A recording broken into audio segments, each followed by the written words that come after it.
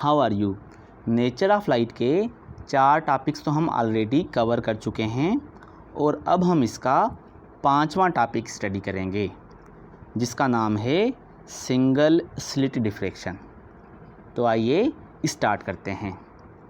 बेटा डिफ्रैक्शन जो है वो सिंगल स्लिट में से भी होती है, डिफ्रैक्शन ग्रेटिंग में भी होती है और इसी तरीके से एटॉमिक क्रिस्टल के पैरेलल प्लेन्स में भी होती है। हम 1 बाय 1 करके इन सारे टाइप्स की स्टडी करेंगे, पर सबसे पहले हम सिंगल स्लिट डिफ्रैक्शन की स्टडी करते हैं।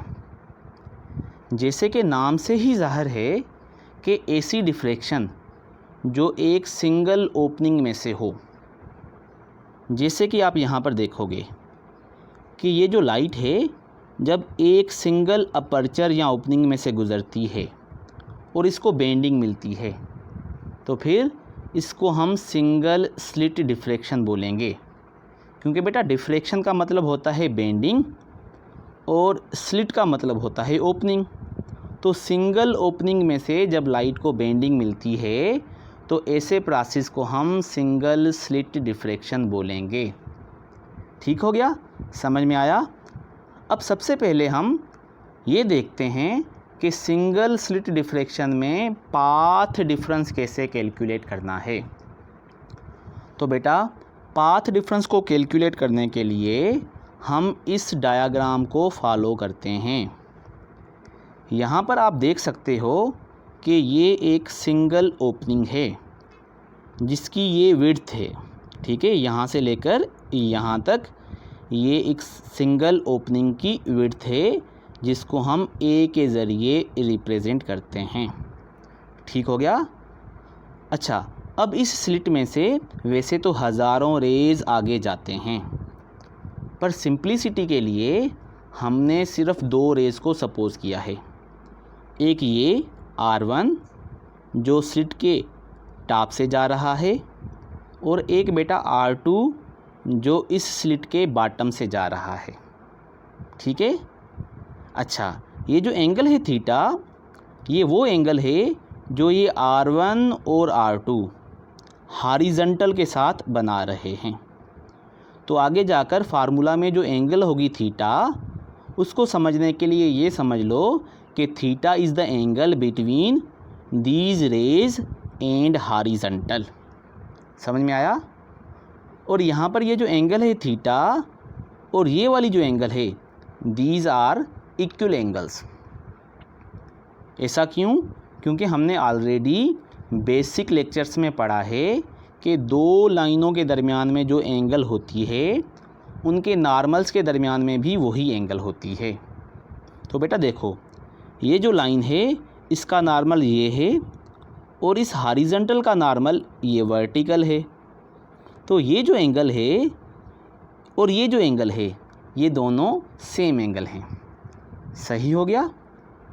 अब आगे देखो कि जब आगे जाकर ये दोनों रेज़ स्क्रीन पर मिलेंगे तो इन दोनों के दरमियान में पाथ का फ़र्क होगा। बेटा R2 जो है वो ज़्यादा ट्रेवल करके स्क्रीन पर जाएगा और R1 जो है ये कम ट्रेवल करेगा। अब जितना ज़्यादा या कम डिस्टेंस होता है उसको हम पाथ डिफरेंस बोलते हैं। और ये जो पाथ डिफरेंस है, ये जो ग्रीन वाला पार्ट है, इसके ज़रिए हमने रिप्रेजेंट किया है। ठीक है बेटा। So this is the path difference. अब हमने इस पाथ डिफरेंस को कैलकुलेट करना है। इसको कैलकुलेट करने के लिए हमारे पास ये छोटा राइट एंगल ट्रायंगल है जिसमें बेटा ये एंगल है, ये राइट एंगल है। राइट एंगल के सामने वाली साइड ए ये हिपोटेन्यूज़ है और एंगल के सामने वाली साइड जो है वो पाथ डिफरेंस है। तो अगर हम इस राइट एंगल ट्रायंगल पर साइन थीटा लगाएं तो फिर साइन थीटा जो है वो परपेंडिकुलर अपॉन हिपोटेन्यूज़ होता है और यहाँ पर ये जो परपेंडिकुलर है ये पाथ डिफरेंस के बराबर है। तो पाथ डिफरेंस हम इस निशानी के ज़रिए रिप्रेजेंट करते हैं। और बेटा हिपोटेन्यूज़ जो है वो इस स्लिट की विड्थ है जिसको हम ए बोलते हैं। सो साइन थीटा जो है वो बराबर हो जाएगा पाथ डिफरेंस परपेंडिकुलर अपान स्लिट की विड्थ जो है हिपाटिन्यूज। अगर बेटा हम क्रॉस मल्टीप्लिकेशन करें तो फिर पाथ डिफरेंस जो है वो बराबर हो जाएगा ए साइन थीटा। ये ए जो है यहाँ से यहाँ पर आ जाएगी। सही हो गया। तो आपने पाथ डिफरेंस को कैलकुलेट कर लिया कि सिंगल स्लिट एक्सपेरिमेंट में पाथ डिफरेंस कैसे कैलकुलेट करते हैं। इसी तरीके से हम एक एक चीज़ को आराम आराम से डिस्कस करते जाएंगे और आपको सारी बातें समझ में आ जाएंगी। ठीक है, तो पाथ डिफरेंस को समझा, इस डायग्राम को भी समझा, एंगलों को भी समझा। ठीक है, और ये जो स्लिट की विड्थ है ए, इसको भी समझ लिया। सो पाथ डिफरेंस को कैलकुलेट करने के बाद अब हम देखते हैं कि डिफरेंट कंडीशन में इंटरफेरेंस कैसा कैसा होगा। तो सबसे पहले हमारे पास ये एक डायग्राम है। बेटा जब सारे के सारे रेस इस तरीके से आगे जाएंगे तो इनके दरमियान में पाथ डिफरेंस ज़ीरो हो जाएगा। क्यों? क्योंकि ये हॉरिजॉन्टल के साथ एंगल भी ज़ीरो बनाते हैं और स्क्रीन तक जाने में सब बराबर बराबर डिस्टेंस कवर करेंगे।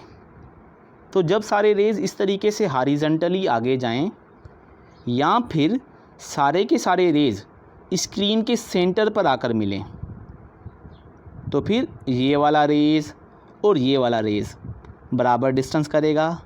फिर ये वाला रेज़ और ये वाला रे जो है ये बराबर डिस्प्लेसमेंट कवर करके स्क्रीन के सेंट्रल पॉइंट तक पहुंचेगा। तो बेटा इस कंडीशन में या इस कंडीशन में रेज़ के दरमियान में पाथ का फ़र्क ज़ीरो होता है। तो जब पाथ का डिफरेंस ज़ीरो होता है यानी कि ए साइन थीटा, क्योंकि बेटा सिंगल स्लिट में ए साइन थीटा ही पाथ डिफरेंस होता है। और जब पाथ डिफरेंस ज़ीरो हो जाएगा तो फिर हमें ब्राइट मिलेगी और क्योंकि सेंटर में बनती है तो हम इसको सेंट्रल ब्राइट बोलेंगे। So when path difference is zero then we will get the central bright. सही है। अब आगे चलते हैं और कुछ नया देखते हैं कि अगर पाथ डिफरेंस लैम्डा है तो क्या होगा। बेटा सोचो, ज़ीरो पर पाथ डिफरेंस जब था ज़ीरो तो हमें सेंट्रल ब्राइट मिली थी। अब हम सोचेंगे कि जब path difference lambda, 2 lambda, 3 lambda, 4 lambda ऐसे होते हैं तो फिर ब्राइट बनती है, तो लैम्डा पर फर्स्ट ब्राइट बन जाए। पर ऐसा नहीं होगा, इसको समझना पड़ेगा। कैसे बेटा? यहाँ पर देखो कि ये जो स्लिट है अब इसके दरमियान में पाथ डिफरेंस लैम्डा है। मैं समझाता हूँ। बेटा ये टॉप से जो रे गुज़र रहा है और ये जो बॉटम से रे गुज़र रहा है, इनका जो टोटल पाथ डिफरेंस है ये लैम्डा के बराबर है। पहला जो है वो ज़ीरो पर है और आखिरी जो है इसका पाथ डिफरेंस जो है ये लैम्डा जितना है। तो एग्जैक्टली दरमियान वाला जो है इसका पाथ डिफरेंस लैम्डा बाई 2 होगा। नहीं समझ में आया?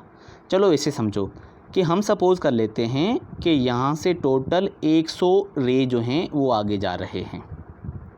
तो फिर यहाँ पर पहला, दरमियान में 50वां और यहाँ पर एंड पर कितना होगा 100वां। तो पहले और 100वें के दरमियान में पाथ का फ़र्क लैम्डा है। तो फिर पहले और 50वें के दरमियान में पाथ का फ़र्क लैम्डा बाई 2 होगा ना, आधा है तो पाथ का फ़र्क भी आधा हो जाएगा। अब देखो, अगर हम पहले को और आखिरी को इंटरफेयर करवाएं तो पाथ का फ़र्क लैम्डा है तो ये तो कंस्ट्रक्टिवली मिलेंगे और कंस्ट्रक्टिव इंटरफेरेंस करने की कोशिश करेंगे, पर इन दोनों का इंटरफेरेंस नहीं होगा और पहले इसका इसके साथ इंटरफेरेंस होगा। ये जो 50वां है, पहला और 50वां, और इन दोनों के दरमियान में पाथ का फ़र्क लैम्डा बाई 2 है। तो ये दोनों आपस में डिस्ट्रक्टिव इंटरफेरेंस करेंगे। पहला 50वें में कैंसिल हो जाएगा और उसके बाद पहले के नीचे जो दूसरा है और इसके नीचे जो 51 वाला है वो आपस में कैंसिल हो जाएगा, क्योंकि बेटा उनका पाथ भी लैम्डा बाई 2 जितना फ़र्क होगा। तो इसी तरीके से आहिस्ता आहिस्ता इसके नीचे वाले और इसके नीचे वाले आपस में लेम्डा बाई 2 के साथ डिफ़र करते हैं, जिसकी वजह से ये सारे एक दूसरे को कैंसिल करते जाएंगे और आगे जो है स्क्रीन पर कोई भी रोशनी नहीं जाएगी। तो हमने देखा कि जब पाथ डिफरेंस लेम्डा होता है तो ऊपर वाला लेम्डा बाई 2 और नीचे वाला लेम्डा बाई 2 वाला जो पार्ट होता है उनके रेज़ आपस में कैंसिल हो जाते हैं। और यहाँ पर जब पाथ डिफरेंस या ए साइन थीटा लेम्डा होता है तो हमें डिस्ट्रक्टिव इंटरफेरेंस बनता है और फर्स्ट डार्क मिलेगा, क्योंकि बेटा 0 पर तो सेंट्रल ब्राइट था, तो उसके बाद लेम्डा पर जो है वो फर्स्ट डार्क होगा। समझ में आया? अब हम एक नया केस देखते हैं। जब पाथ डिफरेंस 3 लेम्डा बाई 2 है, ऐसा मैंने क्यों बोला? क्योंकि ये पहला रे है और ये बेटा आखिरी रे है। इनका जो टोटल डिफरेंस है वो 3 लेम्डा बाई 2 है। ठीक है, इसका 0 और यहाँ तक क्या है 3 लेम्डा बाई 2। तो क्योंकि यहाँ पर 3 लेम्डा बाई 2 का टोटल डिफरेंस है तो इसके हम 3 पार्ट बना लेते हैं। Lambda by 2 lambda by 2 lambda by 2 के 3 हिस्से बना लेते हैं। पहला हिस्सा 0 से लेम्डा बाई 2 तक, दूसरा लेम्डा बाई 2 से लेम्डा तक, और तीसरा जो है वो लेम्डा से 3 लेम्डा बाई 2 तक। या फिर आप ऐसे समझ लो कि यहाँ पर 6 रोज़ हैं, 1, ये बेटा 2, ये 3, 4, 5 और ये 6। तो ये जो पहली 2 रो हैं ये 0 से लेकर लेम्डा बाई 2 तक हैं। फिर ये जो तीसरी और चौथी रो है ये लेम्डा बाई 2 से लेम्डा तक है, और पांचवी और छठी जो है ये लेम्डा से लेकर 3 लेम्डा बाई 2 तक है। सही हो गया? अब देखो कि पहली रो का ये जो टॉप वाला रे है और ये जो तीसरी रो का टॉप वाला रे है, इन दोनों के दरमियान में फेज़ का कितना फ़र्क है? Lambda by 2। तो ये दोनों एक दूसरे को कैंसिल करेंगे। फिर इसके नीचे वाला और इसके नीचे वाला ये आपस में कैंसिल करेगा। पहली रो का तीसरा और तीसरी रो का तीसरा ये आपस में कैंसिल हो जाएंगे, और इसी तरीके से इसके नीचे वाले और यहाँ पर इसके नीचे वाले ये आपस में एक दूसरे को कैंसिल कर देंगे। यानी पहली और दूसरी रो के रे तीसरी और चौथी रो के रेज़ में कैंसिल हो जाएंगे। ठीक है, क्योंकि बेटा इनका पाथ का फ़र्क जो है वो लेम्डा बाई 2 है। पहली रे 0 से लेम्डा बाई 2 तक और दूसरी रे जो है वो लेम्डा बाई 2 से लेम्डा तक है। तो इन चारों रो के जो रेज़ हैं वो स्क्रीन तक नहीं जाएंगे, और जो बेटा पांचवी और छठी रो है जिसका पाथ लेम्डा से 3 लेम्डा बाई 2 तक है, वो जो रेज़ हैं वो स्क्रीन पर चले जाएंगे और स्क्रीन पर जाकर रोशनी करेंगे। तो इस तरीके से जब पाथ डिफरेंस यानी ए साइन थीटा 3 लेम्डा बाई 2 के बराबर होता है तो हमें ब्राइट मिलती है, क्योंकि यहाँ से जो रेज़ हैं ये आगे चले जाते हैं। और इसको हम फर्स्ट ब्राइट बोलेंगे, क्योंकि 0 पर हमें सेंट्रल ब्राइट मिली थी। समझ में आया? अच्छा बेटा, इसी तरीके से अगर टोटल पाथ का फ़र्क 2 लेम्डा होगा, वो कैसे? जैसे कि आप यहाँ पर देख रहे हो कि बेटा ये जो पहला रे है 0 से और ये जो आखिरी रे है इसका पाथ है 2 लेम्डा, तो टोटल फ़र्क कितना है? 2 लेम्डा। अब इन सारे टेक्निक में हम कर क्या रहे हैं कि जितना भी टोटल पाथ होता है ना बेटा, उसके lambda by 2 lambda by 2 lambda by 2 के पार्ट बनाते हैं। तो 2 लेम्डा के लेम्डा बाई 2 के कितने पार्ट बनेंगे? 4 बनेंगे ना। पहला पार्ट 0 से लेम्डा बाई 2 तक, दूसरा लेम्डा बाई 2 से लेम्डा तक, तीसरा लेम्डा से 3 लेम्डा बाई 2 तक, और चौथा 3 लेमडा बाई 2 से 2 लेमडा तक। ठीक है, यहाँ पर हमने ये 4 रोज़ बनाई हैं, 1 2 3 और ये जो 4।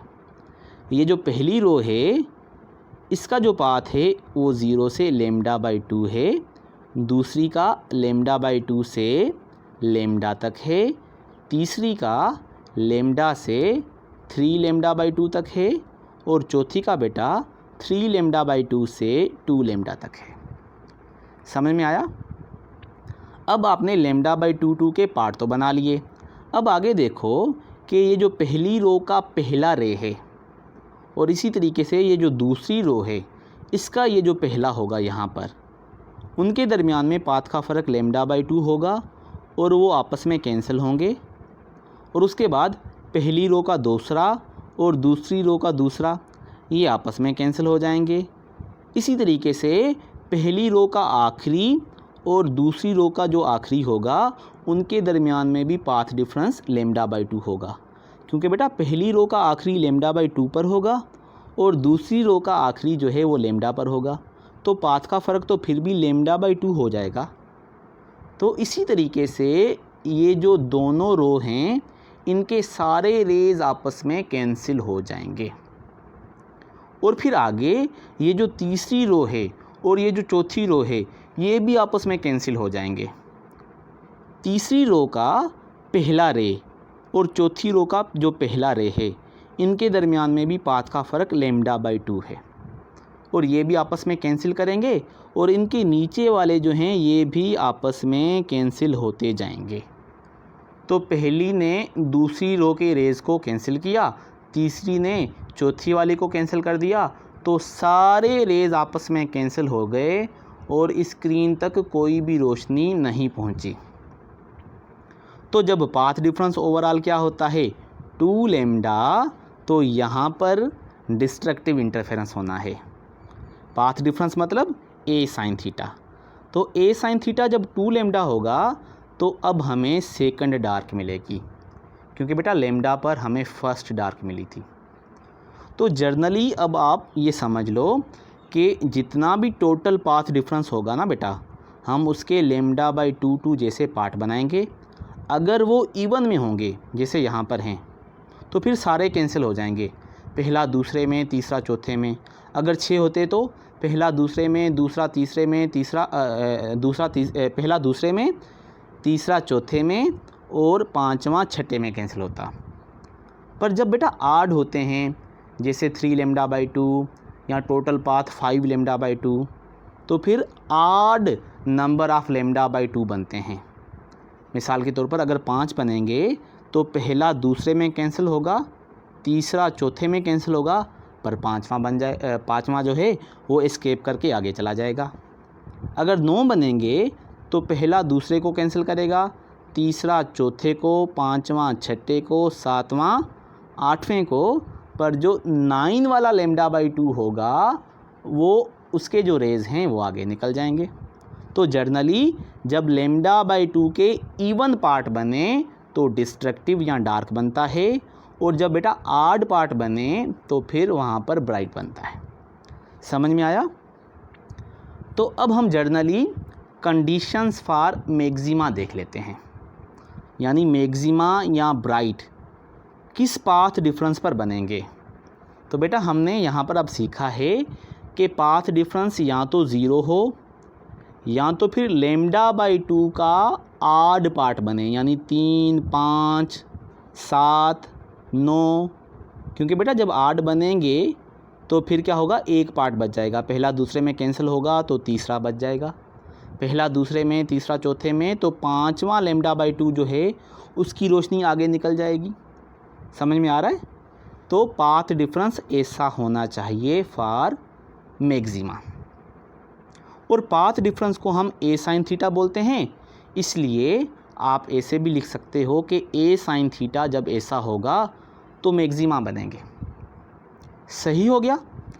अब अगर हमें साइन थीटा की वैल्यू चाहिए तो यहाँ पर ये जो a है ये इस तरफ नीचे आ जाएगा, तो साइन थीटा बन जाएगा 0/a। 0/a तो a ही होगा। फिर 3 लेमडा अपान 2a, 5 लेमडा अपान 2a और इसी तरीके से 7 लेमडा अपान 2a। तो इस तरीके से ये कंटिन्यू रहेगा। तो पाथ डिफरेंस ऐसे लिखो या ऐसे लिखो, और साइन थीटा जो है उसके लिए आप a को नीचे ले आओ। समझ में आ रहा है? अब हमें पता है कि जब एंगल बहुत छोटी होती है, यानी for very small angle, small angle approximation में हमें पता है कि साइन थीटा, टेन थीटा और थीटा इन रेडियंस ये बराबर होते हैं। ठीक है, तो फिर इस साइन थीटा के बदले आप थीटा रख लो, आपकी मर्ज़ी। देखो यहाँ पर हमने थीटा रख दिया। ठीक है, और थीटा के भी सेम ही वैल्यूज़ होंगे, यानी 0, 3 लेमडा अपान 2a, 5 लेमडा अपान 2a। पर बेटा ये याद रख लो कि थीटा रेडियन वाला होगा, क्योंकि साइन थीटा, टेन थीटा और थीटा जब आपस में बराबर होते हैं तो थीटा जो है वो डिग्री में नहीं रेडियन में होता है। समझ में आया? अब यहाँ पर क्योंकि टेन थीटा भी इनके बराबर है तो भली आप टेन थीटा ही ले लो। तो साइन थीटा हो, भली थीटा हो या टेन थीटा हो, सबकी वैल्यूज़ एक जैसी होंगी। 0, 3 लेमडा अपान 2a, 5 लेमडा अपान 2a। ठीक है बेटा, तो मैक्सिमा के लिए आपने पाथ डिफरेंस ऐसा या ऐसा, ए साइन थीटा बोलो या इस निशानी के ज़रिए रिप्रेजेंट करो, और ए को नीचे ले आओ तो साइन थीटा की वैल्यूज़, और साइन थीटा, थीटा और टेन थीटा के फार्मूले सेम, क्योंकि स्मॉल एंगल में ये सारे आपस में बराबर होते हैं। समझ में आया? अच्छा बेटा, अब हम आगे चलते हैं और देखते हैं कि एंगुलर और actual position of the bright fringe कहाँ कहाँ पर होगी। फिर देखो, एंगुलर यानी एंगल के हिसाब से, और एक्चुअल पोजीशन जो ब्राइट की होती है वो कहाँ पर होगी। तो उसके लिए बेटा ये आप एक ट्रायंगल देख रहे हो, तो स्क्रीन के सेंटर से जब कोई फ्रिंज ब्राइट वाली सपोज़ करो यहाँ पर बनती है, तो एंगुलर पोजीशन का मतलब होता है कि वो एंगल कितनी बनाती है, और एक्चुअल पोजीशन का मतलब होता है कि वो एक्चुअली ऊपर कितना है, यानी y जो है वो एक्चुअल पोजीशन है और थीटा जो है वो एंगुलर पोजीशन है। अब हम इसको देखते हैं कि एंगुलर पोजीशन और एक्चुअल पोजीशन को कैसे कैलकुलेट करना है।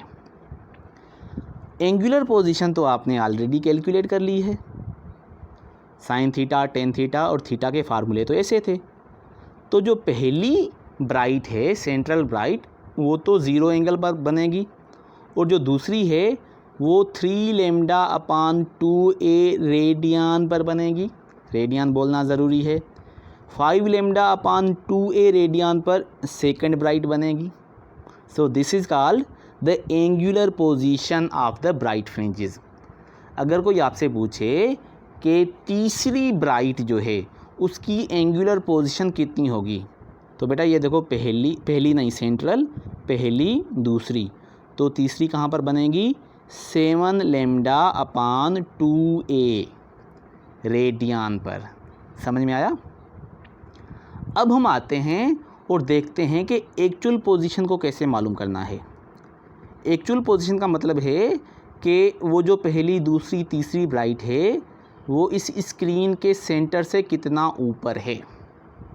तो बेटा उसके लिए हम ये जो थीटा है इसको टेन थीटा भी तो मान सकते हैं। सही हो गया, क्योंकि स्मॉल एंगल है तो थीटा जो है वो टेन थीटा के बराबर होगा, और टेन थीटा के भी सेम ही फार्मूले बन जाएंगे। सही हो गया। अब अगर हम इस ट्रायंगल पर आ जाएं, तो इस ट्रायंगल में जो टेन थीटा है वो परपेंडिकुलर अपान हाइपोटेन्यूज के बराबर होगा, यानी y अपान x के बराबर होगा। तो आप अगर वैल्यू पुट करो तो टेन थीटा के बदले आ गया y अपान x।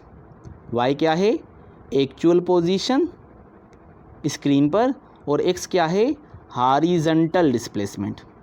ठीक है, तो y अपान एक्स जो है वो 0, 3 लेमडा अपान 2a, 5 लेमडा अपान 2 है, ऐसे हो जाएगा।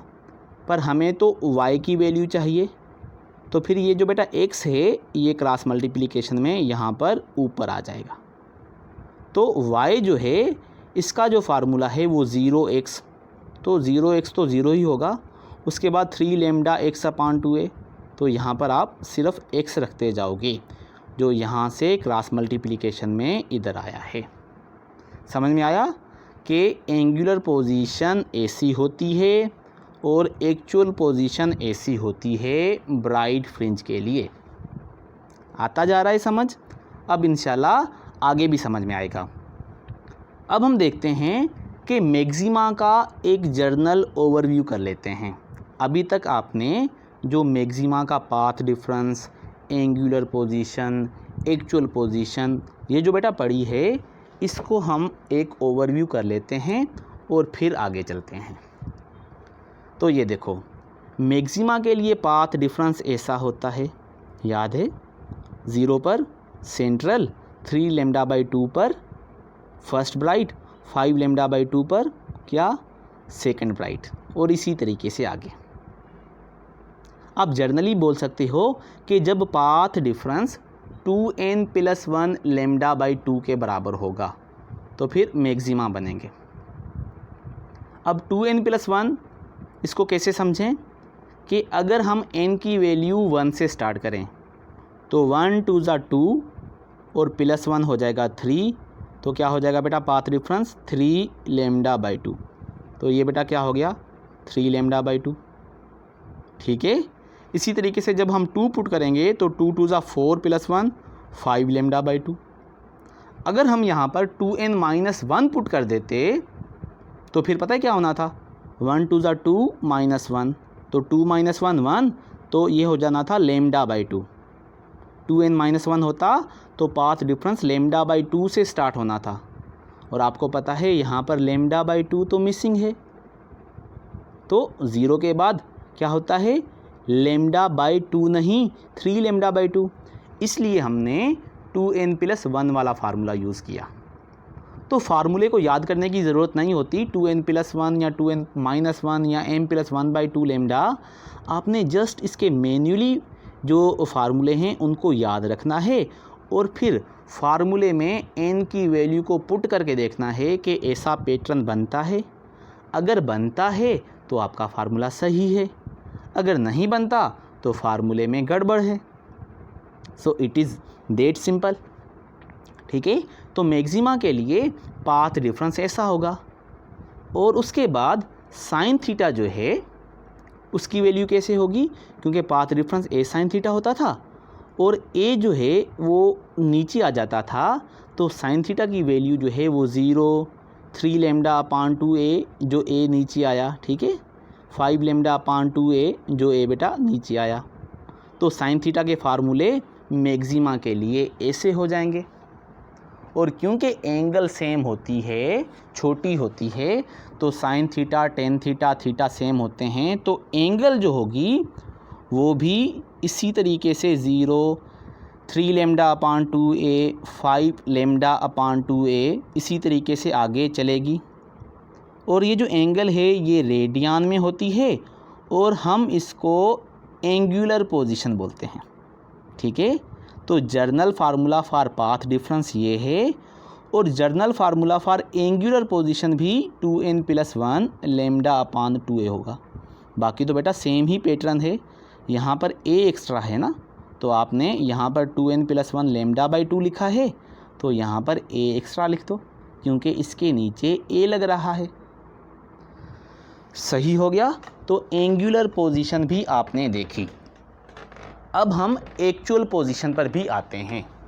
तो एक्चुअल पोजीशन जो होगी वो जो है y = 0, 3 लेमडा x अपान 2a, बस x एक्स्ट्रा जो है वो लगेगा ऊपर, क्योंकि यहाँ पर थीटा को आपने टेन थीटा लिखना है और टेन थीटा जो है वो y अपान x होगा, तो y जो नीचे है यहाँ पर ये इस तरफ शिफ्ट हो जाएगा, तो फार्मूले में x एक्स्ट्रा लगता जाएगा, और इसको हम क्या बोलेंगे बेटा, एक्चुअल पोजीशन। और इसका फार्मूला भी 2n+1 ही होगा, पर ये जो है लेमडा x अपान 2a हो जाएगा और यहाँ पर x जो है वो भी एक्स्ट्रा आ जाएगा।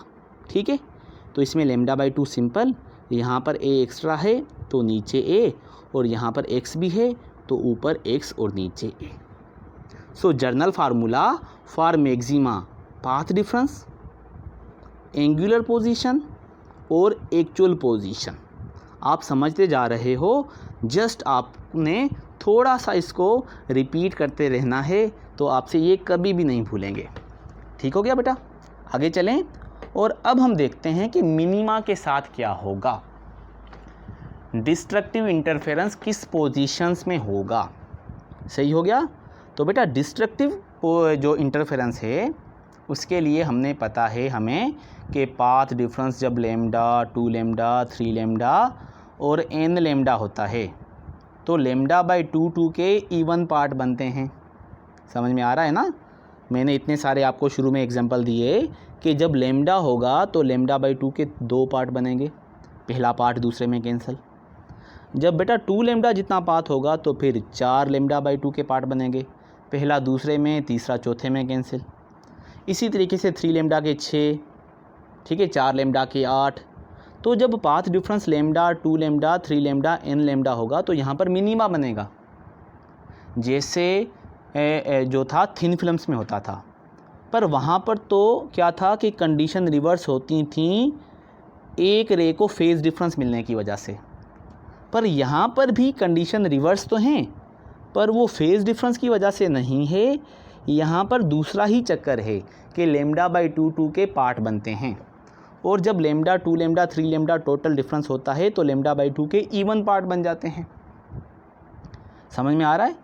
तो कंडीशन फॉर मिनिमा में जो पाथ डिफरेंस होगा बेटा वो जर्नली n लेमडा के बराबर होगा। और यहाँ पर ये जो n है ना, इसको आपने 1 से स्टार्ट करना है, क्योंकि बेटा 0 पर तो सेंट्रल ब्राइट थी, सोचो, तो फर्स्ट डार्क लेमडा पर है ना, तो यहाँ पर 1 पुट करोगे तब लेमडा बनेगा। ठीक है, तो पाथ डिफरेंस को हम a साइन थीटा भी लिखते हैं, तो आप a साइन थीटा को बराबर कर दो लेमडा, 2 लेमडा, 3 लेमडा और n लेमडा के। सही है, समझ रहे हो। आगे चलें।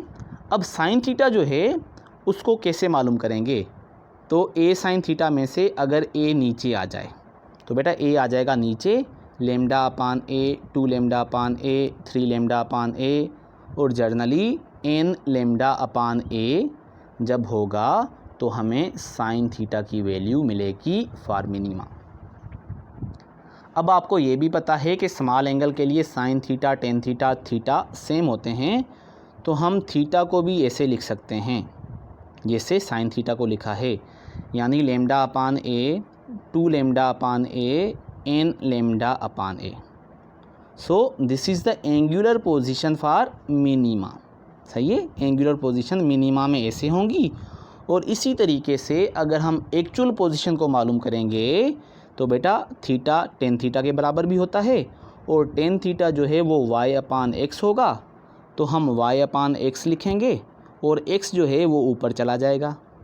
तो y डार्क, क्योंकि ये मिनिमा के लिए है, तो y डार्क जो है उसमें x lambda upon a, 2x lambda upon a और generally n x lambda upon a के बराबर जब होगा तो हमें एक्चुअल पोजीशन मिलेगी मिनिमा के लिए।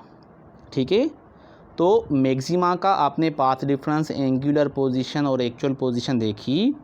अब आपने मिनिमा का पाथ डिफरेंस ऐसे लिखो या a साइन थीटा लिखो, मिनिमा के लिए साइन थीटा, मिनिमा के लिए एंगुलर पोजीशन और मिनिमा के लिए एक्चुअल पोजीशन को भी याद रखना है। आगे चलें। अच्छा बेटा, अब हम ग्राफ देखेंगे, यानी सिंगल स्लिट डिफ्रैक्शन SSD। इसके अंदर जो इंटेंसिटी का ग्राफ बनता है वो कैसा होगा, तो बेटा वो कुछ इस तरीके से दिखेगा। यहाँ पर ये इंटेंसिटी है और इस तरफ जो है वो साइन थीटा है। अब थोड़ा सा मैं आपको एक्सप्लेन करूं कि आपको पता है कि सेंटर पर जब एंगल 0 होती है तो वहाँ पर सेंट्रल मैक्सिमा बनता था। बनता था कि नहीं बनता था? याद नहीं है तो फार्मूला देख लो कि डार्क जो है ये डार्क का फार्मूला था जब एंगल लेमडा अपान ए, 2 लेमडा अपान ए, n लेमडा अपान ए हो। और बेटा ये ब्राइट का फार्मूला था जब एंगल 0, 3 लेमडा अपान 2 ए, 5 लेमडा अपान 2 ए हो। तो सबसे पहले जब एंगल 0 है तो यहाँ पर आपकी बन गई सेंट्रल ब्राइट जो इंटेंसिटी में सबसे ज़्यादा है, ठीक है। और उसके बाद ये दोनों तरफ, इस तरफ भी और इस तरफ भी, ये जो मिनिमम इंटेंसिटी वाले पॉइंट हैं जो इस लाइन के साथ जुड़े हुए हैं, ये कहाँ पर मिलेगा? लेमडा बाय ए पर, जिसको हम फर्स्ट डार्क बोलेंगे सेंट्रल ब्राइट से दोनों तरफ। प्लस वाला लेमडा बाय डी और माइनस वाला लेमडा माइनस लेमडा अपान डी। बेटा ये डी कुछ भी नहीं है, हम ए को ही डी बोल रहे हैं, यानी विड्थ की जो स्लिट की जो विड्थ है उसको आप ए भी बोलते हो और कुछ बुक्स में इसको डी भी बोलते हैं, तो इसमें आपने कंफ्यूज नहीं होना, ठीक है। उसके बाद ये जो बेटा सेकंड डार्क है वो ये देखो 2 लेमडा अपान ए पर बनेगा, यहाँ ऐसे बोलो कि 2 लेमडा अपान डी पर बनेगा और दोनों तरफ बनेगा, इधर भी और इधर भी। और ये देखो बॉटम वाले पॉइंट हैं, यहाँ पर इंटेंसिटी 0 है, ये सेकंड डार्क, ये दोनों तरफ थर्ड डार्क। तो थर्ड डार्क कहाँ पर बनेगा? 3 लेमडा अपान ए, तो ये देखो 3 लेमडा अपान ए या डी, और ये माइनस में भी। तो इस ग्राफ में हमने सेंट्रल ब्राइट देखी है और उसके बाद सिर्फ डार्क की पोजीशन को मेंशन किया है, पर आपको पता है कि डार्क के दरमियान में ब्राइट भी होती है, जैसे ये वाली दोनों तरफ, इसको हम क्या बोलेंगे? फर्स्ट ब्राइट, ठीक है, जहाँ पर इंटेंसिटी ज़्यादा होती है। तो ये जो फर्स्ट ब्राइट है ये कहाँ पर बनेगी? 3 लेमडा अपान 2 ए। तो यहाँ पर इवन दो हमने मार्किंग तो नहीं की, पर अगर यहाँ पर लिखना पड़े तो इसकी एंगुलर पोजीशन कितनी होगी बेटा? 3 लेमडा अपान 2 ए, और इसको हम क्या बोलेंगे? फर्स्ट ब्राइट, क्योंकि ये सेंट्रल ब्राइट है। और इसी तरीके से ये सेकंड ब्राइट, दोनों तरफ, ये नेगेटिव वाली और बेटा ये पॉजिटिव वाली, और इसकी एंगुलर पोजीशन क्या होगी? 5 लेमडा अपान 2 ए, सही है। तो ये ओवरऑल ग्राफ आपने देखा।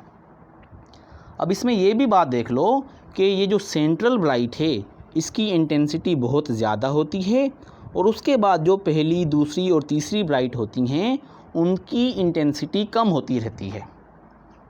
यंग्स डबल स्लिट एक्सपेरिमेंट में सारी जो फ्रिंजेस थी उनकी इंटेंसिटी बराबर बराबर होती थी, पर यहाँ पर सेंट्रल की ज़्यादा है और उसके बाद आस्ते आस्ते कम है, ठीक है। ब्राइट और डार्क की एंगुलर पोजीशन को आपने अच्छे तरीके से देख लिया और इस ग्राफ को भी समझ लिया। किसका ग्राफ है? सिंगल स्लिट डिफ्रैक्शन में इंटेंसिटी वर्सेस एंगल का ग्राफ, समझ में आया। और ये जो एंगल की वैल्यूज़ हैं ये रेडियन वाली हैं, याद करते रहना, ठीक है बेटा। आगे चलें, और अब हम फाइनली देखते हैं कि यंग्स डबल स्लिट एक्सपेरिमेंट जो हमने पढ़ा था और अब हमने जो सिंगल स्लिट डिफ्रैक्शन पढ़ा है, इनके दरमियान में क्या फ़र्क है? इनके दरमियान में कुछ डिफरेंसेस हैं, याद करो। यंग्स डबल स्लिट एक्सपेरिमेंट में क्या होता था? इंटरफेरेंस। और सिंगल स्लिट डिफ्रैक्शन जो है एक्चुअली यहाँ पर भी इंटरफेरेंस हो रहा है, तो फ़र्क क्या है? तो अब हम डिफरेंसेस को देखते हैं। ये बेटा हो गया इंटरफेरेंस जो यंग्स डबल स्लिट एक्सपेरिमेंट में होता था, और बेटा ये हो गई डिफ्रैक्शन जो सिंगल स्लिट में हो रही है। तो सबसे पहला जो फ़र्क है वो ये है कि यंग्स डबल स्लिट एक्सपेरिमेंट में जो इंटरफेरेंस होता था उसके लिए superposition of the secondary wavelets from the 2 different wave fronts produced by the 2 coherent sources. बेटा याद करो कि वहाँ पर हमारे पास 2 स्लिट्स थीं और 2 स्लिट में से 2 कोहेरेंट सोर्सेज बनते थे, और फिर 2 कोहेरेंट सोर्सेज में से 2 डिफरेंट वेव फ्रंट होते थे, और 2 वेव फ्रंट के वेवलेट्स जो थे वो आपस में सुपरपोजिशन करते थे, यानी 2 स्लिट्स दो कोहेरेंट सोर्सेज और दो कोहेरेंट सोर्सेज में से दो डिफरेंट वेव फ्रंट और उन दो डिफरेंट वेव फ्रंट के जो सेकेंडरी वेवलेट्स थे हाइजन प्रिंसिपल के हिसाब से आगे जाकर स्क्रीन पर इंटरफेरेंस करते थे। पर डिफ्रैक्शन में भी होती तो सुपरपोजिशन ही है, पर जो सेकेंडरी वेवलेट्स होते हैं वो इमिट होते हैं from the various points of the same wave front. यहाँ पर बेटा एक स्लिट है, समझने की कोशिश करो, एक स्लिट है और एक स्लिट में से एक ही वेव फ्रंट होगा और एक ही वेव फ्रंट के ऊपर जो डिफरेंट पॉइंट्स हैं वो आगे जाकर इंटरफेरेंस करेंगे। वहाँ पर दो वेव फ्रंट थे दो कोहेरेंट सोर्सेज के, यहाँ पर एक ही वेव फ्रंट के जो डिफरेंट पॉइंट हैं वो सेकेंडरी वेवलेट बनाकर इंटरफेरेंस करते हैं। ठीक है, तो यहाँ पर भी इंटरफेरेंस होता है पर एक वेव फ्रंट के डिफरेंट पॉइंट्स का। यहाँ पर भी इंटरफेरेंस होता था पर दो डिफरेंट वेव फ्रंट्स के डिफरेंट पॉइंट्स का आगे जाकर इंटरफेरेंस होता था। Number 2 difference, fringes are equally spaced. Fringes जो हैं उनके दरमियान में बराबर बराबर स्पेस होती है। सारी ब्राइट और डार्क जो थी वो लेमडा एल अपान डी के बराबर थी, याद है आपको। पर यहाँ पर सारी जो फ्रिंजेस हैं वो अनइक्वली स्पेस्ड हैं। जो सेंटर वाली है वो ज़्यादा जगह लेती है और फिर आस्ते आस्ते जो विड्थ है वो कम होती रहती है। Number 3 difference, bright fringes are of same intensity. किस में? यंग्स डबल स्लिट एक्सपेरिमेंट में सारी ब्राइट्स जो थीं उनकी इंटेंसिटी सेम थी, पर यहाँ पर इंटेंसिटी फॉल रैपिडली। सेंटर वाली तो बहुत ज़्यादा ब्राइट होती है और उसके बाद यकदम जो ग्राफ है वो नीचे आ जाता है। Number 4, comparing with diffraction it has large number of fringes. बेटा डिफ्रैक्शन के मुकाबले में YDSE Young's double slit experiment में जो फ्रिंजेस थी उसका नंबर बहुत ज़्यादा होता है, पर यहाँ पर डिफ्रैक्शन में comparatively less number of fringes बनती हैं। समझ में आ गया? तो this was the difference, these are the difference between interference in Young's double slit experiment and interference in single slit diffraction. तो बेटा एक्चुअली सिंगल स्लिट डिफ्रैक्शन में भी इंटरफेरेंस ही होता है, तो समझ लो ये बात, पर एक ही वेव फ्रंट के पॉइंट्स का होता है। तो डिफ्रैक्शन भी एक किस्म का इंटरफेरेंस है, पर एक वेव फ्रंट के डिफरेंट पॉइंट्स का इंटरफेरेंस। और यंग्स डबल स्लिट एक्सपेरिमेंट में जो इंटरफेरेंस है वो दो वेव फ्रंट के वेरियस पॉइंट्स का इंटरफेरेंस होता है। ठीक हो गया बेटा? इसी के साथ ये टॉपिक हमारा कंप्लीट होता है। बाकी बेटा इंशाल्लाह कुछ टॉपिक्स और हैं, डिफ्रैक्शन ग्रेटिंग और एक्सरे डिफ्रैक्शन और फिर फाइनली पोलराइजेशन।